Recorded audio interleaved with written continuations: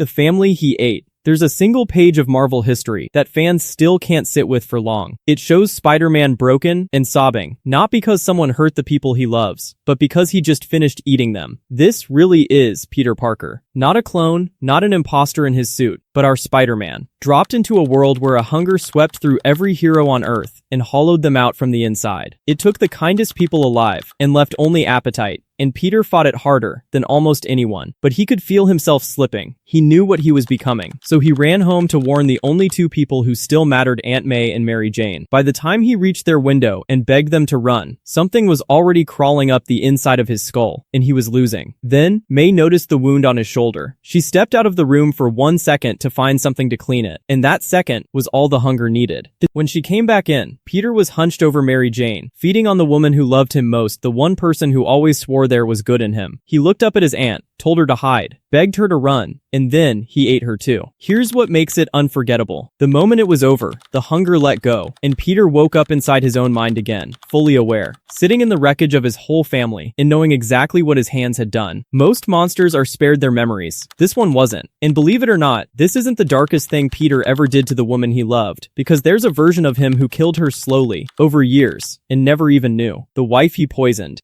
Every Spider-Man origin sells you the same promise. A radioactive spider bites a kid, and against all odds, he gets lucky, he becomes a hero. But there's one version where that exact same bite was a slow death sentence. And the person it killed wasn't Peter. This is Spider-Man, Reign. We're 30 years into his future, in a New York that's curdled into a locked-down police state, where heroes are outlawed, and Peter is a florist in his 70s, who can barely get out of bed. The story tells you almost right away that Mary Jane is gone. What it makes you wait for is how she died, and it wasn't a villain, a bomb, or any tragedy you'd expect from Spider-Man. Mary Jane died of cancer, and the cancer came from Peter himself. Go back to that radioactive spider. The bite didn't just give Peter his powers, it filled his body with radiation that never truly left, seeping out of him quietly, every single day, for decades. Peter was fine, because his powers protected him. Mary Jane had nothing protecting her. Every time they were close, every year they built a life together, he was slowly poisoning the person he loved most, and neither of them ever suspected a thing. By the time she was in that hospital bed, it was already far too late. Her last word to him was a single syllable go, telling him to leave and save someone else, because that's who Peter is. So, he left, and she died alone. He spent his final years carrying the cruelest truth of his life. Loving him is what killed her. He never turned evil here, he was a monster by biology, written into him the day he was bitten. But at least he stayed himself, which is more than the next Peter can say.